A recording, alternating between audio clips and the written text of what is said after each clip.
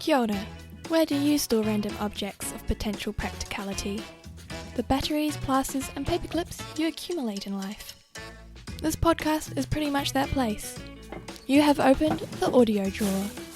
Here we're hoarding recordings for New Zealand Baptists, because one day this episode could be just the thing.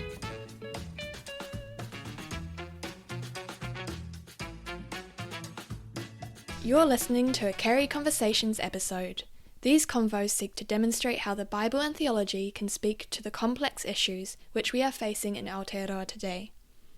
This conversation is about the housing and cost of living crisis, understanding issues and responses. Well, kia ora koutou. It is great to have you join us. My name is Emma Stokes. I'm a lecturer here in Mission and New Testament at Carey Baptist College. I think we all know that we are facing some increasingly stark realities in Aotearoa, and tonight as we face up to those realities, as we unpack some of the complexities around housing and cost of living crisis, we want to hold that intention, right, with the immensely good work that we know is already happening, and with the rich resource that we have in the scriptures that provides us as God's people with the shape for our thinking and the fuel to resource us as we engage with these complex issues. So tonight I am delighted to have some wonderful, deeply engaged, very hard-working people here to share their wisdom and their insights and experience with us. So we have three people from our panel from Visionwest, and I'm going to introduce you to them. So we'll start with Lisa Woolley, who's the CEO of Visionwest. She's been leading the organisation for over 20 years now, so seen a lot in that time. Visionwest's now one of New Zealand's largest community service providers. So 50,000 people each year and about 1,600 employees and volunteers, so a significant organisation. Lisa has done some really amazing work in her master's thesis looking at housing support services for whānau and individuals, and that has fed into and shaped the organisation. So Visionwest is known, right, for being an innovative and holistic service provider, and so we are really delighted to have you with us sharing this kōrero this evening. So welcome, Lisa. We also have Fred Astle, part of the Visionwest executive team as Paul Whakaare. He's the head of Māori Development and Education. Fred's also the director of Kaupapa Māori for the Surgical and Translation Research Centre at the University of Auckland, and has worked for Māori Community Health at ADHB, Māori Mental Health, Tertiary Education and other government departments. So mātua Fred, welcome. We are delighted to have you with us. At the end here we've got Judy Mataya. Judy is the Head of Housing and Pacifica Development at Visionwest. Prior to coming on board, Judy's been the Chief Executive Officer for the Anglican Trust for Women and Children based in Auckland.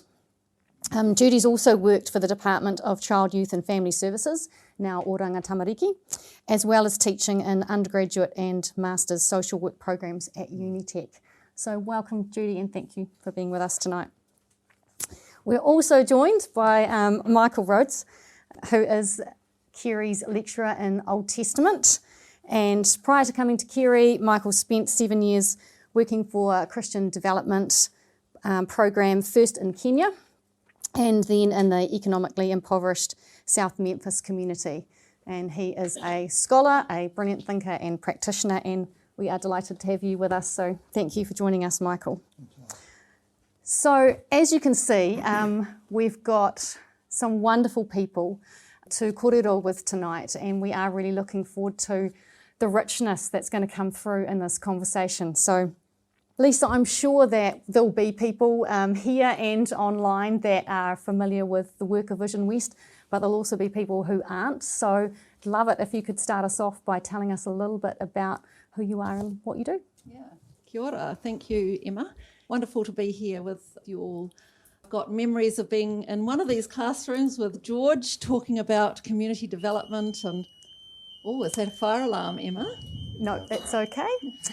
Apologies. Carry on. It's the alarm, but not a fire it's the alarm. And we can stay in the room. We can stay in the room. Sorry, please attempt to carry on. Yeah. It's really great to be here with you and just to share. We're all on journey together, aren't we? And want to learn and grow together. So we're just here to share a part of our story and what we're seeing and hearing, and hopefully that's helpful for where you're at and where you're at on your journey, and hopefully in the end there'll be some questions as well, and we'll all be in that learning piece together. So I've been part of Visionwest for 25 years, but actually I was fortunate enough to be part of a small group of people from Glen Eden Baptist Church. I was only about 18 at the time, and I ended up being the secretary for this little group that wrote a letter to the Minister of Transport, and we've kind of got this letter framed, and there's no way as an 18-year-old I actually wrote that letter, but it's signed by me because I have typing skills, so I became the secretary of this little committee. Just want to acknowledge Glenn, actually. I'm Glenn from Glen Eden Baptist Church as well, and known Glenn for many, many years, and thanks for the invitation to be here, Glenn. So at Glen Eden Baptist, there was a group of people, it was about over 40 years ago, that said, as a church, we should really be here for our community. How do we get connected? And we've still got those old minutes of the church group of, should we do this or should we do that? And in the end, we just decided, let's just be in the community and see what emerges from being in. So we wrote to the Minister of Transport and asked if we could use the old railway station up in the mall and on the railway tracks, obviously. And we were allowed to use that for $1 a year. And so we call this our $1 a year story. Visionwest started with $1, and we started just with small drop-in groups. People would come. It was called the Friendship Centre, and it was a place where people could just come, sit down, have a cup of tea, and share what was going on in their life. I was part of a young mums group, and we got to know mums in the community, and it was just really being there and being in. And it was from that place of just connecting with our community that different needs started to emerge. Really, needs around food was a predominant one, and a food bank got started in our church, and really very small beginnings as we knew that people needed food, budgeting started, and just services or supports really started to evolve. Later on, as we journeyed along, we'd sort of moved from the Friendship Centre, little drop-in railway station, and services had started to emerge. I remember our pastor, Murray Cottle, some of you may know Murray, he sent out a student into the community to go, what are the needs for you in the community? And what we had coming back was there were a lot of older people in their homes, and they didn't see anybody from week to week. And so Murray was kind of praying about that, Lord, what do we do about that?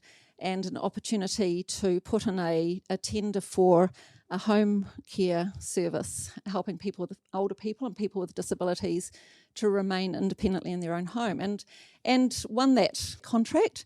And that was probably the beginning of really Visionwest growing quite considerably.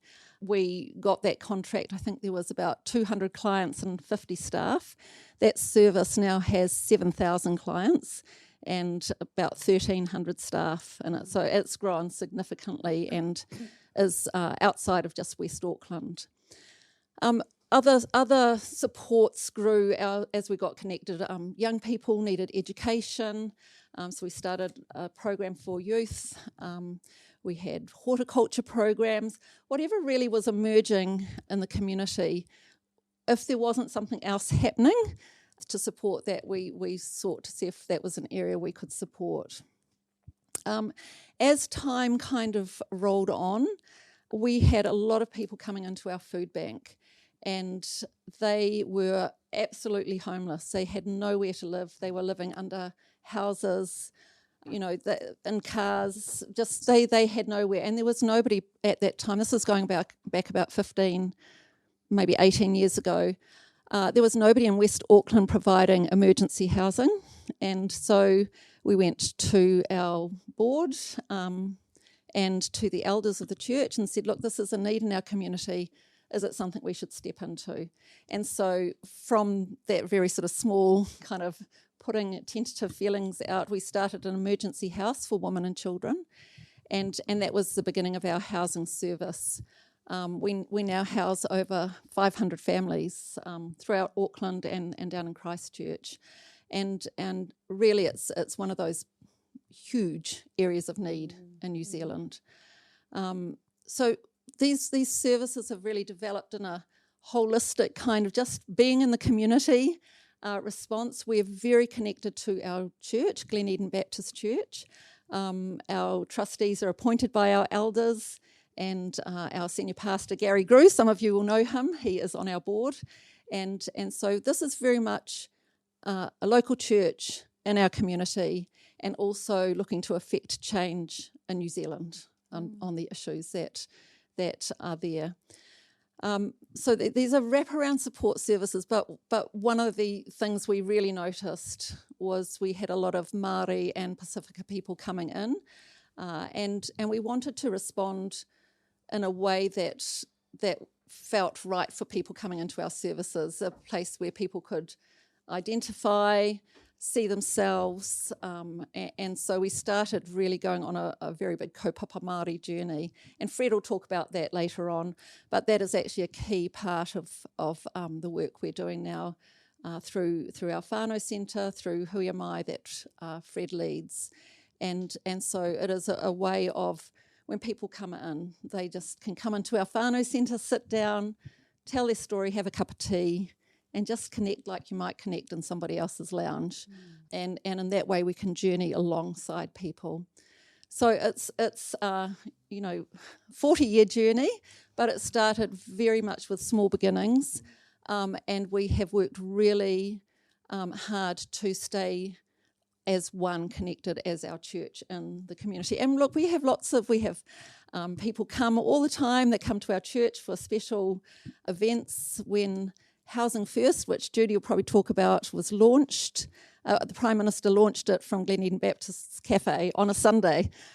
Church had to sort of finish. Do you remember that, Fred? And the church people had to go out one way while the Prime Minister came on the other with all the TV cameras, and so this is very, very much a local church in the community, as well as having parts of our services throughout the country. So that's a little snapshot, Emma. A little trot through history. I can see how it's quite difficult to give a snapshot because I'm involved in an amazing array of areas and quite an inspiring and incredible story. And I'm just so grateful not only to have you guys here cheering with us tonight, but for the work that you're doing in the community, for your faithfulness, and for the way you have worked hard to engage in ways that are honouring to the people that you are serving. So thank you for that. I can only imagine, as you've described just a tiny part of your journey over that extended period of time, that you see a lot of needs in the community, and I'm interested in hearing a little bit about the primary needs that you're seeing now and how they might have changed or deepened in our current context. So. Yeah, thanks, Emma. We often look at the Maslow's hierarchy of needs, which you'll all be familiar with, where food and housing are primary needs, and if you haven't got enough kai on your table, and if you haven't got a place to live, you actually can't think about anything else. You live in crisis. You live day to day, and actually those are the two big areas that we see day in, day out, coming into the whānau centre, people coming in for kai, and a large cross-section of people actually, as the cost of living crisis has deepened. We see working people needing to come in to top up. We've just started a social supermarket where people can just pay a small nominal amount and go and actually shop in the supermarket themselves, which is really wonderful. We're still offering emergency food parcels and have about 400 people a week come in for Kai for emergency food. Through COVID, we had about 1,000 whānau a week we were supporting with Kai, and that's come down now, but 400 a week is still significantly more than we were seeing pre-COVID. And of course, the impacts of the flood, it's kind of like trauma after trauma for families who are on lower incomes or moderate incomes. So food is a big issue. Food is often the first port of call when whānau come into our whānau centre. They just need Kai on the table. But as our wonderful team there sits with people, they sit with people and hear the bigger story, then the other areas come out. And, often people have just not got enough to live on, and a big cost for people is housing. People are spending a lot either in rent or on mortgages, and it just doesn't leave enough for the Kai and for the other expenses that are just day to day. And so food and housing are two big areas that we've worked in. As I said, housing was probably about 18 years ago. We saw a lot of people coming in through the food bank, as it was called then, and housing was just a huge need. And we knew it wasn't just putting somebody in a house, it was actually people need some supports around them where they've had trauma in their life or there are other significant issues that they're dealing with. A house is part of being able to settle and know I've got a place to belong, but actually there's often other things happening in their life. And we went on a bit of a journey at that time to go, what would supports with housing look like? And I learnt about a model that's well researched in America called Housing First. And we started working in this particular way. And I did try and talk to many, I did talk to many ministers about funding for this particular way of working. And I got pushed from one ministry to another. That's government ministries. And in the end, I thought, I was doing my master's at the time for social practice. I thought, I'm going to write my thesis about this because I just need to get some movement happening. So it was an incredibly enriching experience for me as a CEO to actually be able to sit with people and hear their story. It was like their voices still influence me today, and my thesis was published in 2014, so it's influenced me a lot. And I thought I'd just bring a few of the thoughts from the people that had been in our housing. They were my participants in my research. And one of the questions I asked was about, what does life look like for you now that you've been housed with support, with these supports? And so a few of the quotes I've got here, they talked about how before they were just surviving, just living on a day-to-day basis, just getting through. And that's what life is like when you don't have enough food on the table and you don't have anywhere to live. You're just on you're in crisis and you live day by day and your decisions are made day by day. So one person said, so it talked about how they'd grown as a person and said, I'm really happy to have grown and I'm really enjoying it instead of hating it. I've matured as a person and I realise how to sometimes chuck out the garbage in my head that keeps me occupied. Now I've got better things to concentrate, and that is one of them, settling. Another person talked about how they could start thinking about training and about their future because their life was settled. And they said, it's taken huge pressure off me. I didn't realise how much time I was putting into finding a house, always looking, always felt like I was just living on the edge all the time. I didn't have any time to focus on anything else, just trying to pay the rent and trying to survive to the next week. Now I just don't have that worry, It's a massive weight off my mind. The kids are more relaxed. Living in the situation we were living in, it was just surviving. It wasn't really living. I would never have had the time to ring the Unitech. I wouldn't have even bothered, because never used to think of the future. I just never gave it a thought. 10 years, it's too long. 2 years is too long. I wouldn't have ever had the courage to go and do any sort of studies. I mean, it took me 2 years to see Mary Ann, she's a social worker, and Jill and Janine, just to build my confidence to even go and do my foundations studies at Unitech. So it sort of paints that picture of settling, hope for the future of your children, and thinking about what is next. And another person said, I've learned a lot. Being here has changed me as a person as well. It's not just changed my situation, it's changed me as a person as well. And another person talked about her learning. I took a lot of courses, church courses, toolbox. Oh gosh, lots of courses. I had to break that barrier, learn to say no and mean it without regrets. So I hope that paints a little bit of a picture from lived experience of what the change feels like when you haven't had a place to call home, to settle and know you're not going to lose that rental, that you've got the supports that you need, you've got Kai on the table, and those other wraparounds as well there. We've actually got a video to show that brings that a little bit more to life, so perhaps it's a good time to show it, Emma. Sounds great. Let's do that. Good change from where we had been before, and all the trials and challenges we had before coming to Visionwest. It's always nice to have a roof over your head. Yeah, it means a lot just to be a part of society, you know. Tory Grace was kind of troublesome because she kind of went to a lot of courses, but she felt she didn't belong until Heather at that time.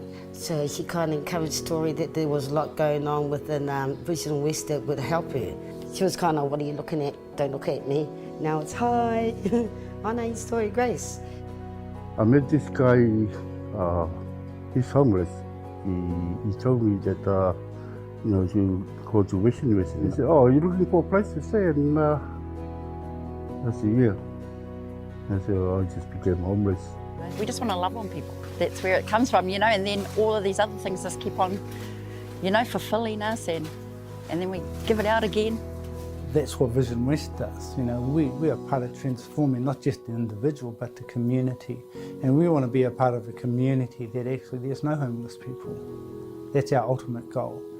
We're going out in the street looking for people who are rough sleepers. I was just walking on the side of the road, and then the van pulled over and suggested, do I need a place to stay? And I said, thanks. The most important thing, I think, is listening to them in a non-judgmental way. Because people will sense that if you are sincere. Without the support of the community, without the support of the other organization, without the support of individual, we cannot address homelessness. I also acknowledge Visionwest for the services that they offer our rangatahi, because they are the future. And that's where Whanaungatanga has come in, Kaitiakitanga has come in, Murray order is in place for all these rangatira that enables them to come here because they had that feeling of unity and belonging. Oh, thanks. I mean, what great stories. Now we've had that kind of insight. Judy, I wonder if you can unpack for us a little bit the size and the scope of the problem that we're facing now with cost of living and housing and how that's affecting people. Yeah, so talofa lava, māloa lele, whakalofalai atu, Māori, it's Kiribati Language Week, and Bula to everyone. So before I get started, just to talk about my journey to Visionwest. So I was raised in the Presbyterian church right up until I got married. I couldn't convince my husband to join the Presbyterian church. I had to join his church. I've had a wonderful, wonderful time working for the Anglican Trust for Women and Children for the last 15 years. We sent our boys to Catholic schools, all boys Catholic school in Newmarket. And now I work for the Baptists, so don't worry, guys. God loves all of us. Just to put it out there. So I do, and thank you, Emma and Glenn, for the opportunity to come. I think it's the kind of conversation that the hope is, the more we all kind of understand what's actually happening, with our neighbour, with our colleague, with our friends, because often you probably don't know actually that they're in this this kind of heightened level of distress. So I did want to talk about what we're confronted with in the housing space. So I thought I would pull some stats. These are not secret stats anywhere. Anyone can download them from the Ministry of Social Development. This is our current Aotearoa housing stats for families who are waiting to be housed, right? So we have 24,081 families or individuals waiting to be housed. That's 24,081. The stats are released every quarter. I tried to go in there a couple of days ago and it still hadn't been updated, but these are as at March quarter. And I guess what it really does is highlight for us just the extent of the issue for Aotearoa. What I do want to say is that, Auckland still has the largest part of that number, 24,000, belongs to the Auckland region. And I do also want to point out that of those people waiting, 12,000 of that number are waiting for one-bedroom homes, because there are none. That things are not being built. There's development happening all over Auckland. I'm sure all of you can see that. So of that 12,000 number, we also then have 10,700, almost 10,700 families looking for 2 or 3 bedroom homes, because that's not out there either. And so after Auckland, the next biggest cities are, who can hazard a guess? Which is the next biggest cities? Christchurch. Straight after Auckland is Christchurch, and then Kirikiriroa. Those are the big. Those are the next big areas, and then Wellington. So of that number, of that 24,081, 23.2% of that number are people who identify as 55 years old and over. You're waiting for housing. You're sitting on the MSD register until something happens. Almost half of that 24,000 number is young adults, 25 years old and up. Homeless, couch surfing, living with extended family, living in overcrowded homes. And so it's probably no surprise also that Māori are 50% of that number, 24,081. 36.2% of that number, which is 24,081, are European. So 50% of that number are Pasifika and 4% are Asian. Just under 2% identify as Middle Eastern or Latin American stats. So that's a large number of Aotearoa that just sits and waits for the housing to become available. And I guess what that does, and Lisa talked about it earlier, what that does for families when you wait on there, and there are families that have been on that list for longer than 3 years. 5 years, they just wait on that list.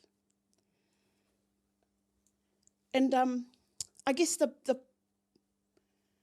starkness of that number is the fact that, like Maslow's hierarchy, if you're constantly in distress thinking, is the call from a housing provider going to be my number? Am I the one that's going to move out of this? You just live in this heightened place. You think about when you can get some safe housing. You think about when you can get some affordable housing. You think about how you can have your children in a safe environment. That's all you're kind of thinking about. And then on top of that is the cost of living. So I do want to ask, and I'm sure all of us in this room will know, how much a tray of eggs or a dozen eggs costs. 12 months ago, there was a certain amount that we paid for a tray of eggs. It's gone up 75% in 12 months. Wow. And then everything else has gone up. You know, not as markedly as a tray of eggs, but it's gone up. And I guess those sorts of pressures have an impact on families. They have an impact on children.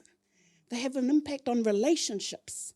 They have an impact on the fact that you as the adult who's meant to be in control and can provide for your families, like that does something to the wairua. Mm. And so I think, you know, housing becomes one of those conversations where everything else is involved in the housing space. You know, your sense of being able to just plan ahead. I mean, that thesis that Lisa wrote, you know, that was like nearly 10 years ago. The research was done longer, but people are still in that place where I don't know what I'm going to do next week. Mm. I'm literally living from food box to food box. Or actually, I'm going to take my family to the city mission and have a meal. Or I'm going to take my family to the local church down the road who offers hot meal. Like that's the things that occupy families' minds. That's the pressure that they're under. And so when you're thinking about children and you're thinking about young people who have to live in those sorts of scenarios, it's a real thing. And often I think Middle New Zealand probably has no idea that that's what we're facing.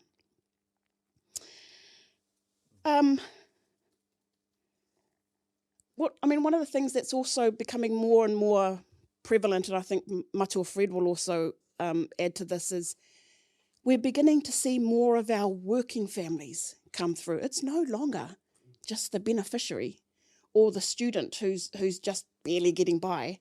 We're actually getting working families come through, and they're embarrassed. Mm. You know, we can sense it when they're kind of coming through the whānau centre and they have to give their child. You can see that they're embarrassed. But I think it's also some of the stigma that society in general places on families. I was listening to an interview on Radio New Zealand, maybe only a month or two ago, and they talked about the cost of living crisis, and they'd interviewed a number of people in small town Aotearoa, and basically they were saying, I'm not even going to take my car into town. I will wait, and no longer is it the norm to say, oh, just pop down the road, go and get something else that you forgot for dinner, or go down the road and pick up something that someone in the family needs. They're literally waiting until there's lots of things to go into the city for. They're becoming far more concerned with, I know how much petrol's going up, I'm not going to go. And so when you get people thinking about actually what do I concede first? Petrol, food, heat. These are the sorts of dilemmas that our whānau face, and our young people. There was part of that interview, a couple of mothers had said, actually, they'll just go without so that, their children will have a little bit more. Mm. Nobody wants their children to have to experience it. You'll just hold on to it as the adult. And so that's the creep that's happening into society, is our two-income earning families, the cost of living has just pushed everything further and further out of their reach. And so if they have to choose between, well, is it school uniform or school fees, or actually, son, why don't you just stay home? Mm. That's far easier. Until we've got money to go back down to get a food basket. I guess the other thing I wanted to just quickly end on was the fact that, in the interviews that you had listened to with whānau, they talked about just wanting us somewhere to belong to. They talked about, it was great to suddenly feel a part of society. Like, those are the sorts of things that mean something to families. You can't pay for that, actually. But we can do something in that, in how we express, God's love in that sense, is just so that they feel like they belong to something. And I love the story of the Glen Eden Baptist Church, because actually that's what they did, is the opening of doors to say, hey, come, we might have something that we can offer you. And slowly whānau will come in and say, oh, actually, I'll just this today. Oh, really? Okay, well, maybe next time you can talk to the counsellors, or next time we can do this and this and this. So I think there's a part in there for all of us to play as we think about what we can do, not just as an NGO or a faith-led organisation or a church, actually just as the neighbour. Thanks, Judy. I mean, you've highlighted some really confronting stats there, and it's helpful to have that really human face to what's going on in our communities. Now, I know we were going to talk about some of the forces behind this and driving this, but I also wanted to pick up on the stats that you brought out there that show the disproportionate impact that this is having on our Māori and Pacifica communities. So those are the two questions we'll come back with, but Mātua Fred, what would you like to start with? Oh, I'll just say I agree with everything she just said, and I'm good. I know.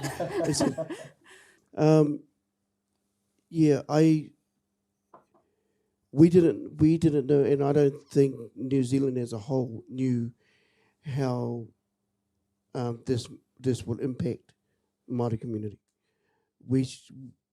So we were stepping into the unknown. But as services started to become available, then we started to unfortunately see Māori more impacted. So then we started to see whānau coming through. I would come to work and with my whānau centre team, and there will be a few cars waiting outside because they've just been sleeping outside. And so they wait for the gate to open, and I will see them, and then straight away our team know, get them a cup of tea, corridor to them, and it's an easy entry in. And we have we kind of like not really have a policy, but we have a principle that no one is turned away. So we knew that we had to create an opportunity for an easy entry in.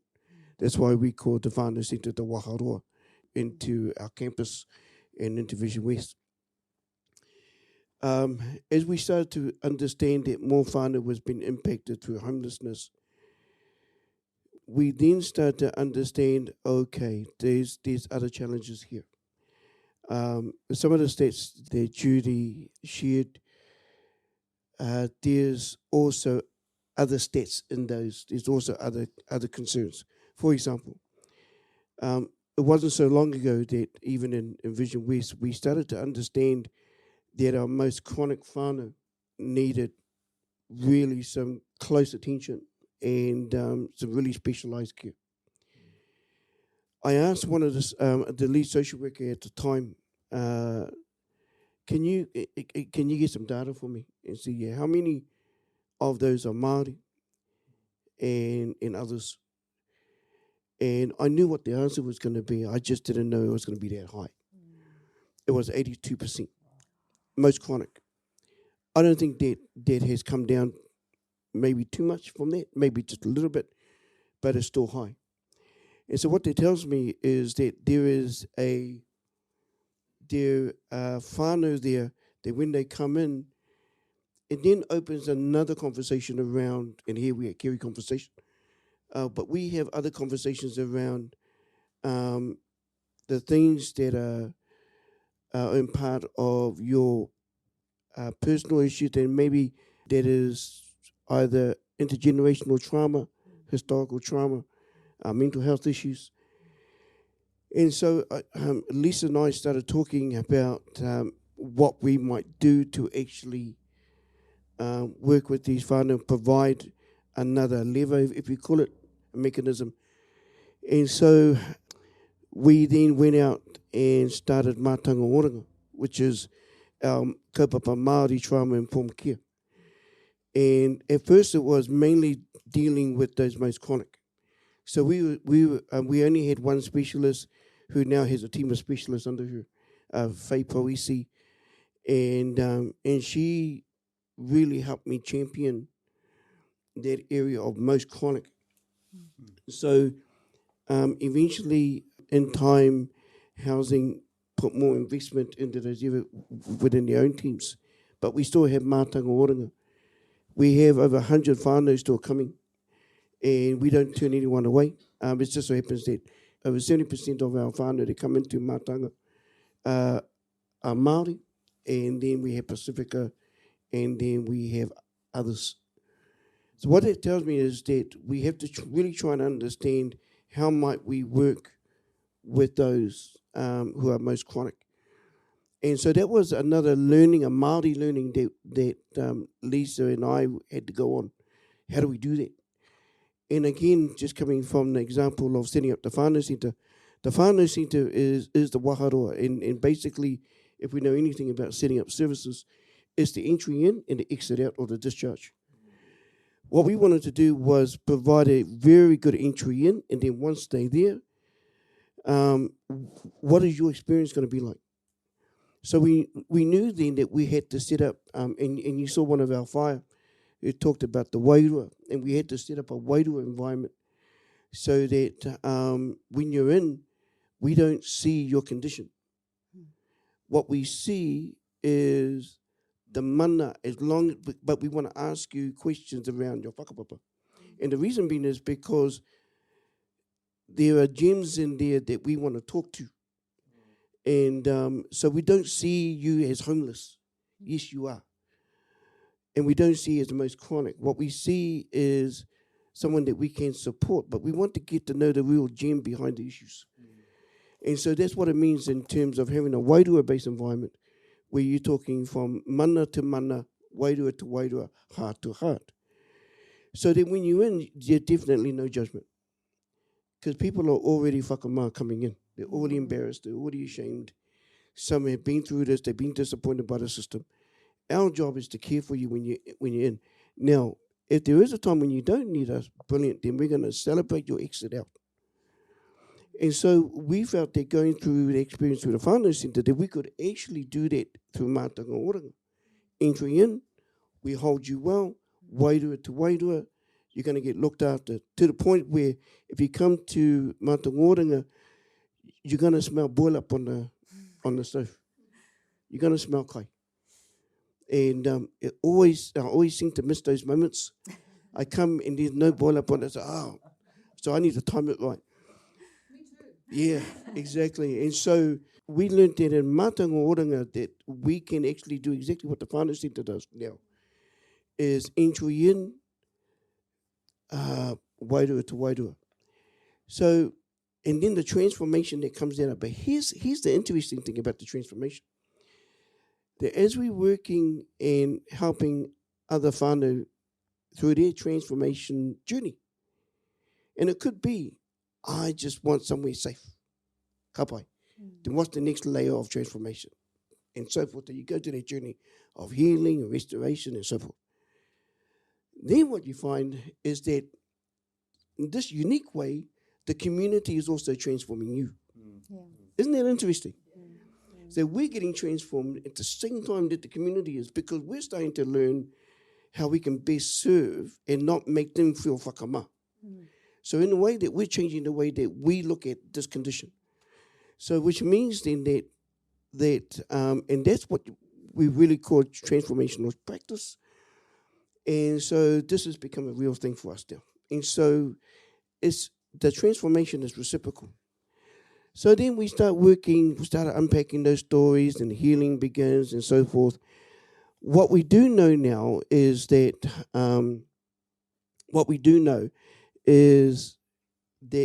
the issue, whether it's homelessness or mental health, does not define you.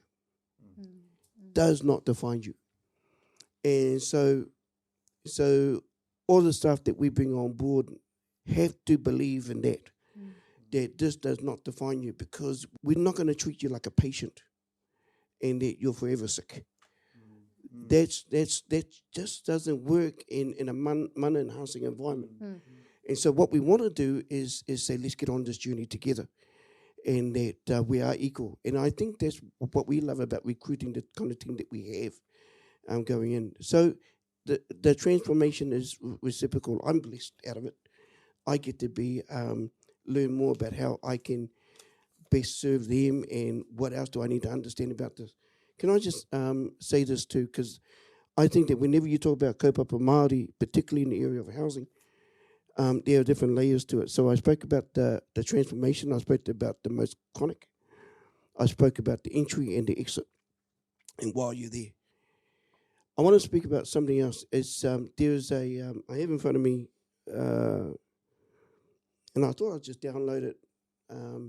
It's the latest Waitangi Tribunal report on homelessness for Māori, and I was a part of it. I was a part of turning up to the tribunal hearings at Te Puia Marae.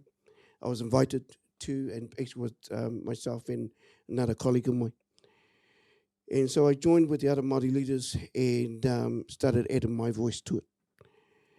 What was interesting was that was some months ago. Then not so long ago, the report just dropped. I want to read an excerpt of the report because I think it's actually talks about the Māori definition of homelessness. And this is from tribal voices up and down the country, because the hearings went up and down the country. And I informed Lisa, I just felt that I need to go and add my voice on behalf of us and the mahi that we're doing. So here's an excerpt. You can download it, by the way. Just ask Uncle Google. Homelessness arises from the full complexity of poverty. And that poverty arises from a much broader picture of colonial history and its resultant social and economic policy. I find it really interesting because what they said was that the issues of homelessness is so really complex, and we're discovering that as we go over the years. I mean, we're anchored by our rangatira's thesis, and we all read it for Housing First. But as we've gone on this journey, we started to understand another exciting thing that was happening in kaupapa Māori was that Māori wanted Māori solutions. By Māori, for Māori. And that trust that we could do that and partner with us. And I think that's what actually initiated some of the concerns towards the Crown from tribal leaderships. And so is that our people are hurting, yes. But we also know that we can be part of the solution. Yeah. Okay? And so, but we also know that there is a history in there that contributed to this. And the research has shown, research after research, and they actually use the same research that we've all read, has shown that the impact of colonialism had a huge part to play, poor government policies. But in saying that, we've now reached a point where, okay, now let's partner up. Now let's get some real good partnerships together where we're part of the solution. So it's almost like whakamana the people, your local people, to work with you in providing solutions on a whole range of levels, really, in this. And so I guess for us at Visionwest, this is our journey. And this is what we love. I mean, for us, I think that what we also found is that we equally have to consider why are Pacifica whānau impacted by this.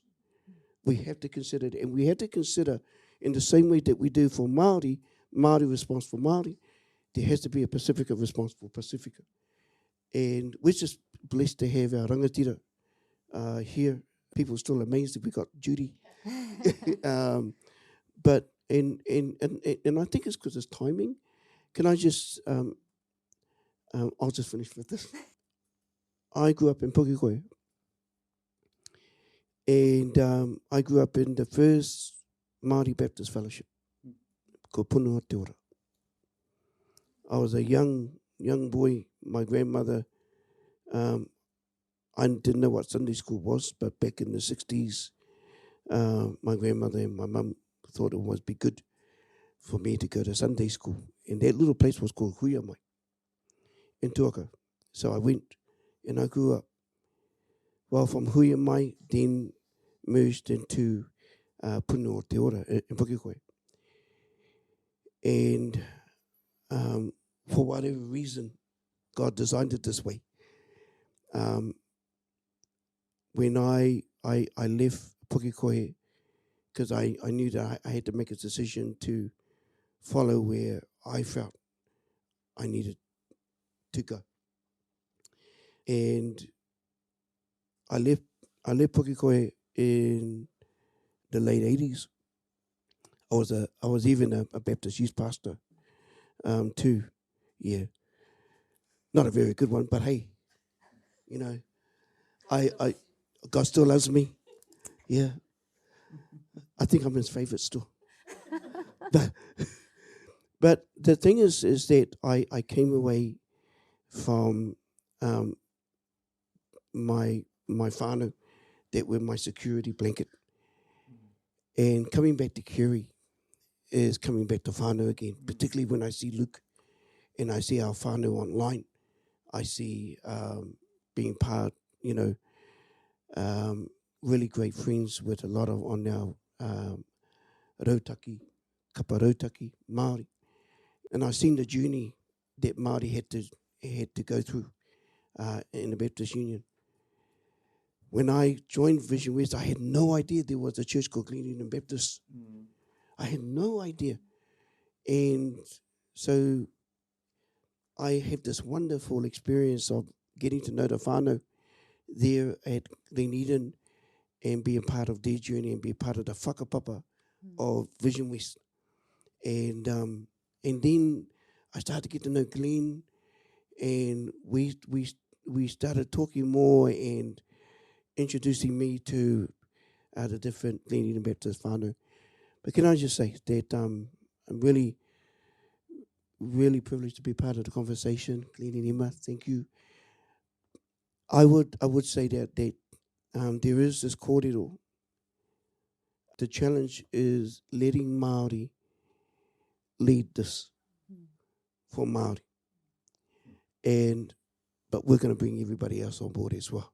Hey, so those are some of the nuances that's happening around the motu at the moment, and I'm just privileged that I get to hang out with these two.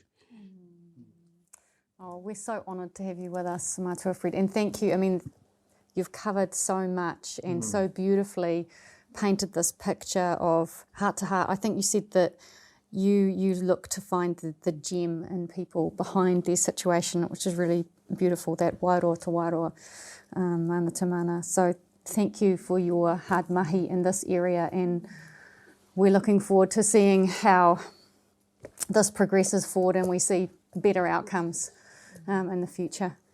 At this point, I think what we'll do is we'll jump to Michael, and we just want to paint a bit of a biblical rationale for churches engaging in this space, why it's important for God's people to care, and not only care but to respond. So, Michael, can you open that up for us?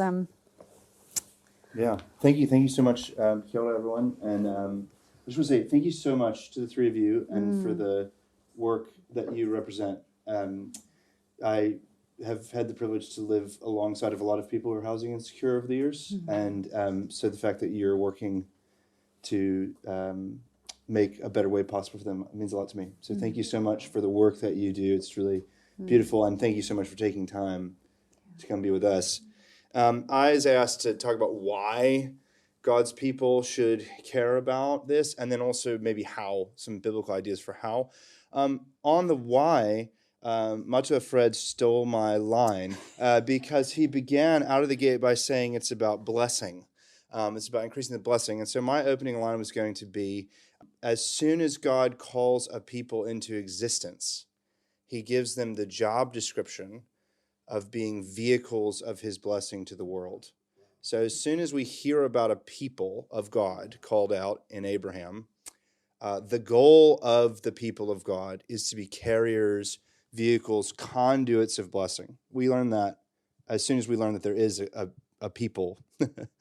And just 6 chapters later, so almost at the very beginning, almost as soon as we hear that the people of God are called to be carriers of blessing, we're told that at the center of the blessing that they're called to carry is the practice of justice and righteousness. So God says, I've chosen Abraham so that he may teach his children after him to keep the way of the Lord by doing righteousness and justice, so that I might bring about for him what I have promised. And what has God promised Abraham? That he would be a vehicle of blessing to the nations. So the people of God are a community who, by definition, are called to be vehicles of God's blessing to the world, and standing at the center of that blessing is the practice of justice and righteousness. And if you ask the Bible what justice and righteousness is about, it is always and everywhere about the orphan and the immigrant and the poor. So when Job clothes himself in chapter 29 with righteousness and justice, what does he do? He's a father to the fatherless. He causes the widow's heart to sing. He's hands and feet for the disabled people in his community. He goes to court with the refugee. He smashes the fangs of the wicked and snatches their prey from their jaws. That's what justice and righteousness looks like. That's at the center of what it means to be the people of God. So John Goldingay is an Old Testament scholar who's defined justice and righteousness as the faithful exercise of power in community. I think that's pretty good. That's a pretty good summary. I also like Cornel West's justice is what love looks like in public. Not just an abstract concept to regulate our institutions, but a fire in our bones to promote the well-being of all. Man, I wish I'd written that. I wish I thought like that. That's Brother Cornel West from the States. So justice and righteousness sit at the center of what it means to be the people of God, and it's always and everywhere about the poor. So where we see people suffering, and man, you guys have done such a good job. Thank you so much for inviting us to get a glimpse of the suffering that is caused by this housing and cost of living crisis that's caused in part by rising prices that put this huge economic crunch on families. I also think, though, that the Old Testament in particular gives us some guidance, some framework for thinking about how we ought to care. And this guidance comes from your favorite part of the Bible, the part that you meditate on day and night. You've probably got these verses tattooed on your ankle, from way back there in the law code of Leviticus and Deuteronomy, right? Your very favorite parts of the Bible. Why would we look there? Because in Leviticus and Deuteronomy and Exodus and Numbers, God is setting up his kingdom amongst a people at a particular time and place. Now, because it's at a particular time and place, Leviticus and Exodus, Numbers, and Deuteronomy do not give us a blueprint for solving our cost of living crisis. But it does give us an example of what it looks like when God gets involved with a society. And so I want to just talk through some things we might glean from those laws that might be related to the way that God's people ought to practice justice and righteousness. And I promise I had not heard, I missed the meeting where these guys got to talk. So this is my first time meeting these folks, so I did not plan all these lovely connections. But the first, if you look at the Bible, always and everywhere, and not least in the Torah, the first thing that the people of God, the first line of defense when it comes to poverty, the first thing everywhere, whether you're in Deuteronomy or 1 Corinthians or Romans or whatever, the first solution is that those who are suffering have a place of belonging in the family of God. So when you look at Deuteronomy, what it tells you, the first thing it tells you about the orphan and the immigrant and the widow is that they come to the feast with you. So Deuteronomy 14 says, bring your tithe to the worship sanctuary, what you owe me, and then eat it all up in a big week-long party, right? I wish I had more time to talk about that. You're allowed to buy whatever you want. It actually says that. Strong drink, wine, ribeyes, whatever you want. But one thing you got to do, you got to eat in God's presence, and you got to bring the household. And the household in Deuteronomy is the orphan and the immigrant and the widow and the Levite who is landless. Okay, so the first line of defense is inclusion among the people of God. And Mark Glanville, an Australian scholar, has pointed out these feasts, therefore, are not just places where the immigrant is welcome to the table. This is places where the immigrant becomes family, becomes whānau, right? And I should point out that these are meals. They're not food parcels. They're not soup kitchens. They're meals. And in the ancient world, you can't buy a meal at the supermarket, so they're meals that everybody pitches in on. I like to say these meals are potlucks. They're meals where everybody brings a plate, where everyone contributes, where everyone's mana is recognized and enhanced at the table. Okay, so inclusion is the first sort of thing. But then Deuteronomy goes straight from talking about feasting your tithe, 14:22 through 26, to say, in the third year, take the tithe you normally feast on and store it up in the village gates. And that provides emergency food aid for the orphan, the immigrant, the widow, and the Levite all year long. By the way, that is the first known regularly instituted tax for the poor in human history. So that idea came from Deuteronomy, right? So the people you eat with at the feast also have to eat all year long. And so you create systems and structures that make sure that if someone's hungry today, they eat today, right? So it starts with the whānau center, right? You become family at the table. But then it includes the emergency food aid, right? What comes right after that? Deuteronomy 15. 0 interest loans for those who are struggling and debt forgiveness in the 7th year. So the Torah moves from inclusion at the table, emergency aid for today, towards the systems and structures that make it less likely that people struggle in the first place. Those not only include things like debt forgiveness, they include beautiful little laws like the gleaning laws, right? The gleaning laws say, okay, you've got a farm, you've got a family business, that's great, you work it, you plant it, you manage it. When you come to reap the harvest, when you finally get to bring in the yield, you got to leave some of your profits out there in the field to create opportunities for people to work and provide for themselves in your field today. So you can see how you're moving up the ladder of sophistication. You eat at the table, emergency food aid for the day, the gleaning laws in the intermediate, and then at the biggest level, you get the year of Jubilee, where God says, ultimately, it's not enough to have a seat at the table. It's not enough to eat for the day. It's not enough to have a job for the afternoon. Ultimately, what justice looks like is everybody sits under their own vine and fig tree, and none shall make them afraid. Everybody has a place to stand and a portion to steward. In their economy, that meant a family farm. That's not necessarily what it means for us. It could, it might. It means a lot of things in our economy. But in their economy, it meant a family farm. So the Torah made sure every family got a farm, and the Torah made sure they couldn't lose it. Mm-hmm. So I think what the Torah does, and the Old Testament in general, not only calls us, and the Bible, and Jesus, the whole thing, what it does is not only tell us that doing justice is central to who we are as God's people, that this vehicle of blessing is central to our mandate, but it gives us this expansive vision. And can you see how different things that we've heard about tonight connect into those different practices? And God's people are called to the fullness of this pursuit of justice. Where are we welcoming those who are excluded as family? Where are we making sure that there is assistance when people need it today? Where are we doing the intermediate things, making sure that people have work, that they can contribute, right? That's, to me, part of what the gleaning laws are about. And where are we making sure that everybody has a place to stand, ultimately, in the society and economy represented by Israel's Jubilee laws. So hopefully that's a little bit to inspire our imagination about the whole host of ways that we can think about the faithful exercise of power under the lordship of Jesus in this place and at this time.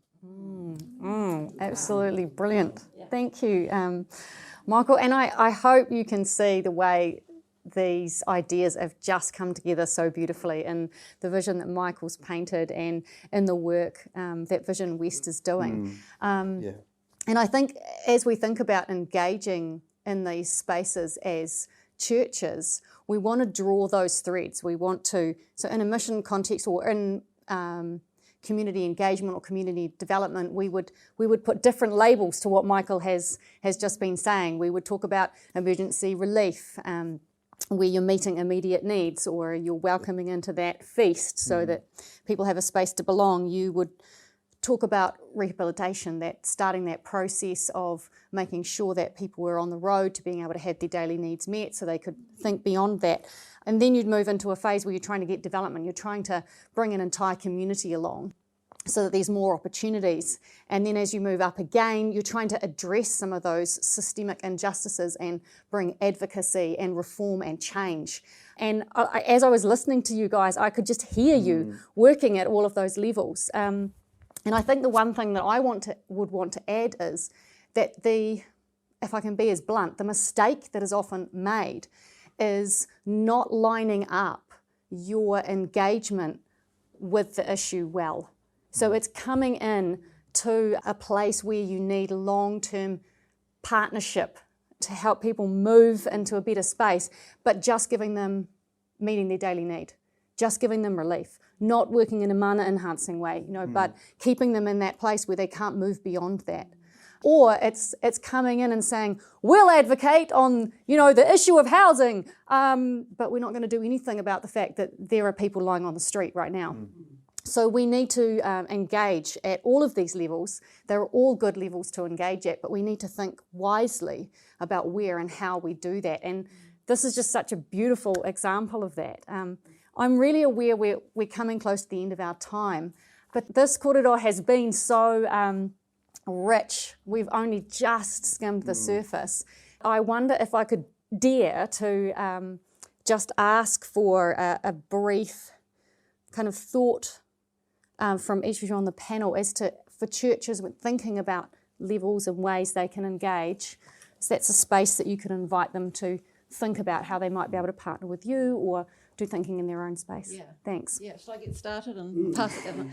First of all, Michael, thank you. Oh my gosh, I am so inspired. We're going to try and get Michael out to Visionwest for all our staff to share. That was really, really touched my heart hearing that. Thank you. And one of the things I thought about as you were sharing was something Glen Eden Baptist Church does. It's kind of like this middle space. Is once a week they put on a community lunch. So we're already kind of hanging out with people. They come in and getting their food, and it's like, I can hop into the cafe and have a lunch. And it's the church, beautiful Whaineti. She's been part of the Visionwest story, been a trustee. She's a passionate volunteer, serving all the time, and she's coordinated this beautiful lunch. And about 100 people turn up, and we have what's the show? Project Orange Sky, another community group. They bring a truck where you can have a shower and wash your clothes. So if you're street homeless, you can come and get some kai, sit down and talk with people and feel like you're part of something. You can have a shower, your washing's done for you, and actually if you need the emergency food parcel, you get it on your way out. But the journey continues. So that's a church initiative. It's that partnership between what we're doing on the ground. I guess one thing I would say, on my journey, something that I've found is really, really important is being connected in with the community. So all of us are connected in West Auckland groups. So we have something called West Auckland Together, and it's a group of community groups that get together. Like when we had COVID, we just got into action. We worked together. Our part was making sure people got off the streets, they were housed, and they had kai. Other groups were doing different things, and we just worked together. We're part of community, And Mātua Fred's part of the Māori Thought Leadership, Judy's part of the Pacifica Forum, and we're all working together, and we are in the community, and we've all got our parts to play. So that's just something I'd offer in terms of how to get connected with what's happening, because that's where you're here, as well as the whānau you're working with, as really important. And look, there's just so many ways you can connect. Kai is a big piece. People connect over kai, and it's something often we can do through churches.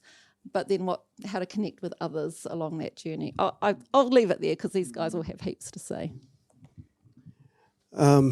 Tomorrow we have a gathering of the Waitakere Māori Thought Leadership Collective, and a few of us are meeting with Minister Kelvin Davis because he's in our local electorate at West Coast Road in Glen Eden.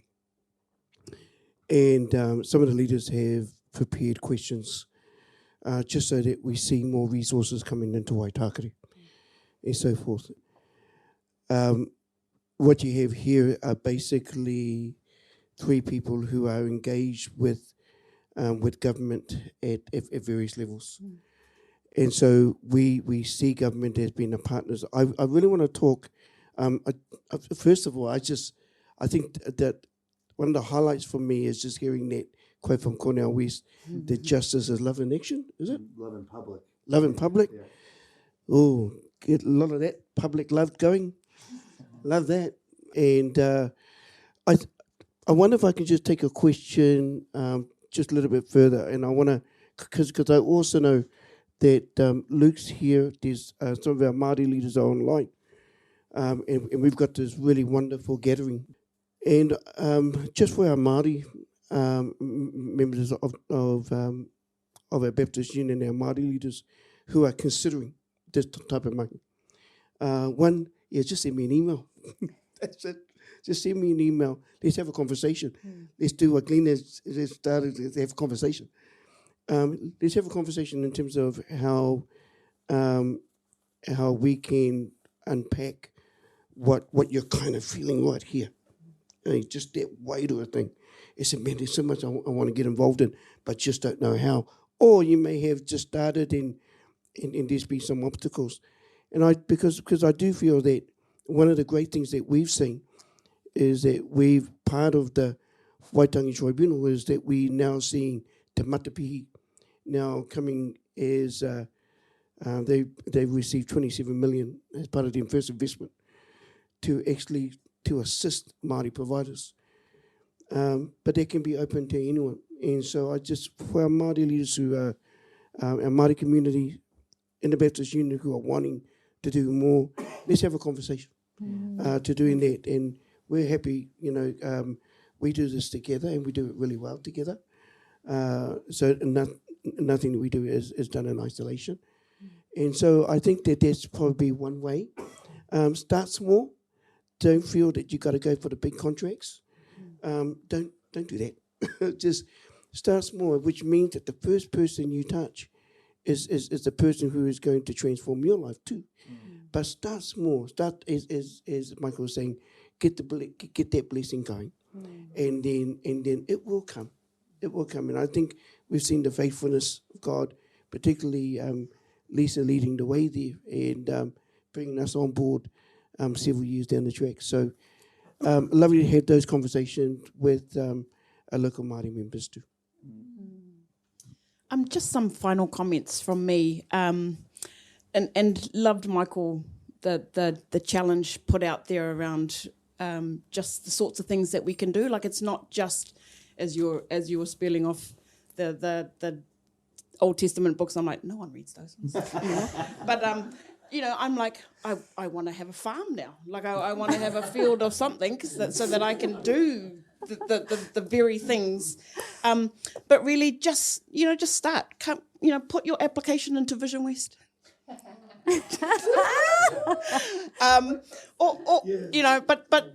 Get your youth groups together, get your women's fellowship together, because actually the church was really behind the first efforts to care and to love on and to support families. So I think where you can connect with like-minded people, do that. I love the whole potluck scenario because that's what Māori and Pasifika families do, except we eat far too much than we're supposed to. But like that, what a wonderful initiative it would be. Like if we all just decided, actually, we're going to have a street potluck and see what that looks like in your community. So just, be the one who starts the snowball of faith and action rolling. That's all I want to say. That is fantastic. I'm really conscious that we have come to the end of our time, but I hope you can see the value in having heard each of these voices. Judy, Matua, Fred, Lisa, Michael, thank you so much. What an incredibly rich conversation. I think we could have done this over several days and not felt like we'd had chance to unpack it. But I hope that you have been encouraged, inspired, and challenged by what you've heard tonight, that it will spark thinking in your churches, in your families, in your communities, and that we will see some really exciting movement continue, begin, and grow over time. So thank you so much for joining with us. We have loved to have you with us, and thank you all so much for your contribution. Ka kite ana.